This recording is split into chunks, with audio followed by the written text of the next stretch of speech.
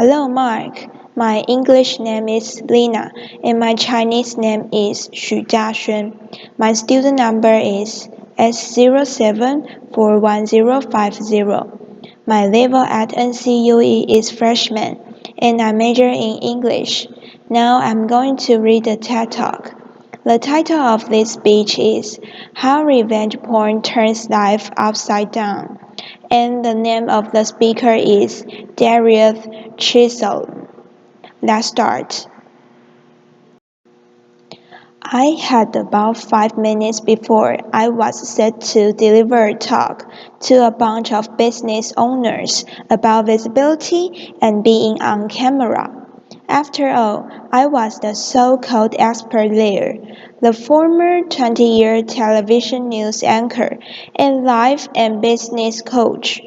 I happened to take a look down at my cell phone just to catch the time, and I noticed that I had a missed call from my ex-husband. I can still hear his voice. Darieth, what is going on? I just got a call from some strange man who told me to go to this website. And now I'm looking at all of these photos of you naked. Your private parts are all over this website. Who's seen this? I couldn't think. I couldn't breathe. I was so humiliated and so embarrassed and so ashamed. I feel like my world was coming to an end. And yet, this began for me months of pain and depression and anger and confusion and silence. My manipulative, jealous, stalker ex-boyfriend did exactly what he said he would do. He put up a website with my name on it, and he posted this, and several explicit photos that he had taken of me while I was asleep, living with him in Jamaica. For months prior to that, he had been sending me threatening text messages like this. He was trying to make me out to be some sleazy, low-life slut. He had even threatened to kill me.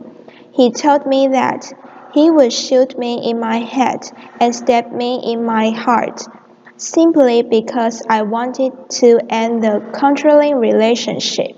I couldn't believe this was happening to me. I didn't even know what to call it. You might know it as cyber harassment or cyberbullying. The media calls it revenge porn. I now call it digital domestic violence. It typically stems from a relationship gone bad, where a controlling, jilted ex-lover can't handle rejection, so when they can't physically put their hands on you, they use different weapons, cell phones and laptops. The ammunition, photos, videos, explicit information, content, all posted online without your consent. I mean, let's face it. We all live our lives online, and the internet is a really small world. We show off our baby photos. We start and grow our businesses. We make new relationships. We let the world in. One Facebook like at a time. And you know what I found? An even smaller world. 1 in 25 women say they have been impacted by revenge porn. For women under the age of 30, that number looks like 1 in 10. And that leaves a few of you in this audience as potential victims. You want to know what's even more alarming? Lack of legislation and laws to adequately protect victims and punish perpetrators. There's only one federal bill pending.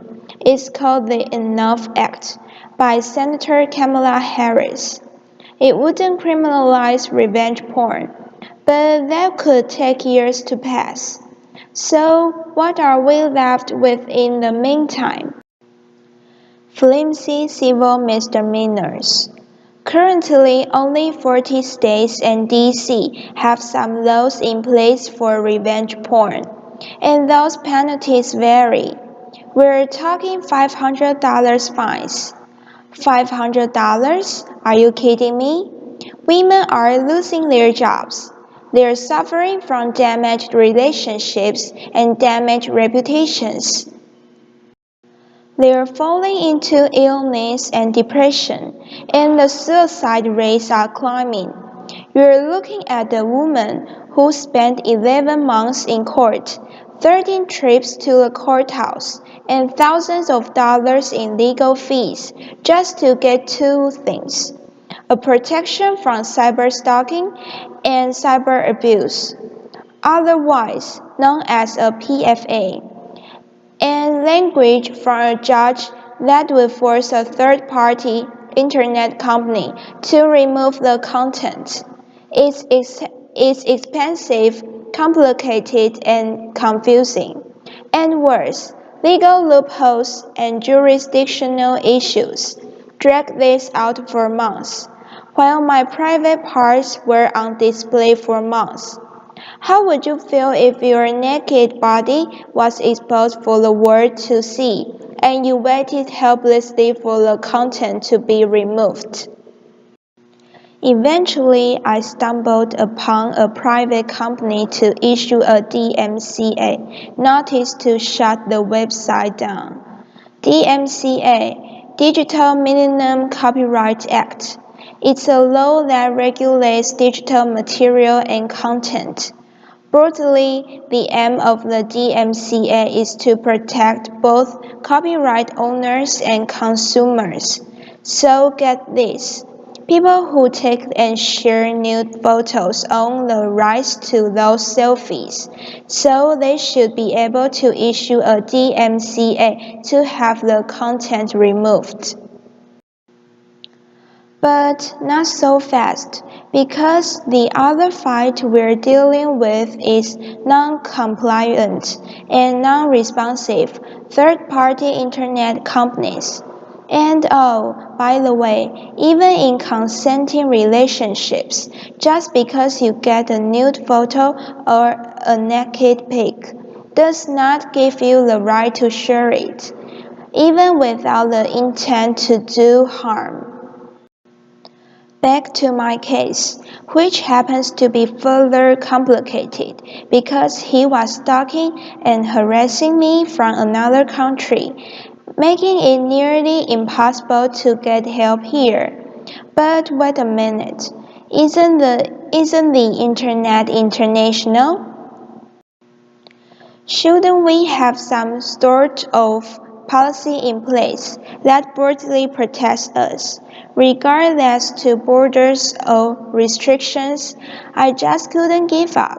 I had to keep fighting, so I willingly, on 3 occasions, allowed for the invasions of both my cell phone and my laptop by the Department of Homeland Security and the Jamaican Embassy for thorough forensic investigation, because I had maintained all of the evidence.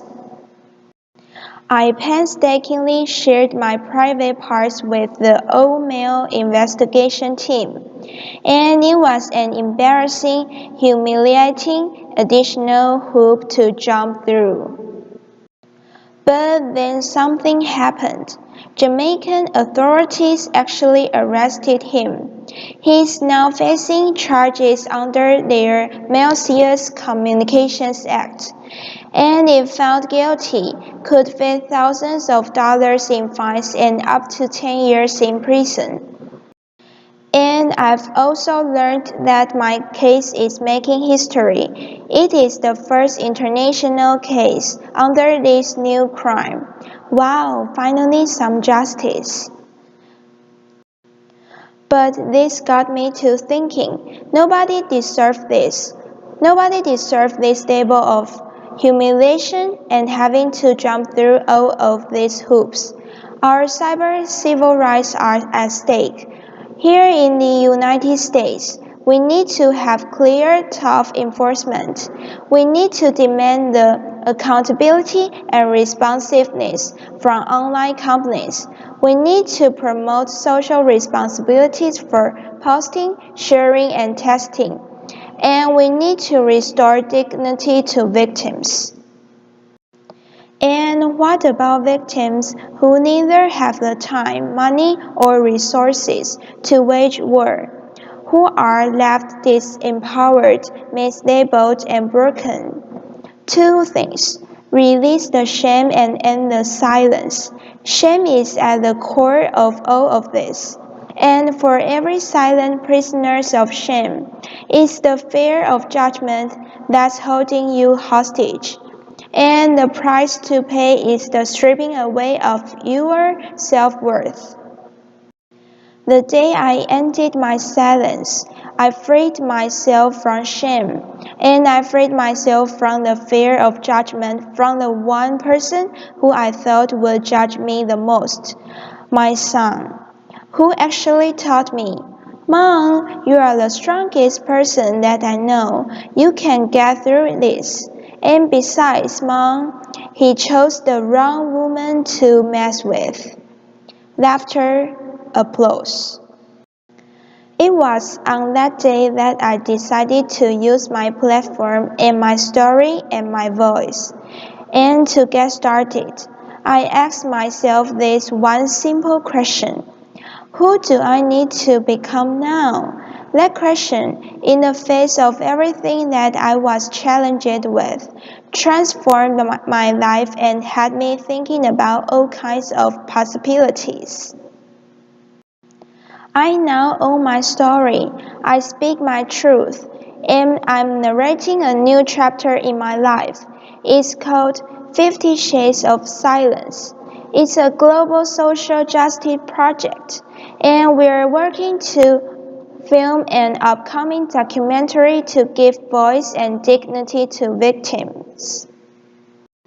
If you are a victim or you know someone who is, know this: in order to be empowered, you have to take care of yourself and you have to love yourself. You have to turn your anger into action, your pain into power, and your setback into a setup for what's next for your life. This is a process, and it's a journey of self-discovery that might include forgiveness, but it definitely requires bravery, confidence, and conviction. I call it finding your everyday courage. Thank you. Applause. This is the end of my reading. Thanks for your listening.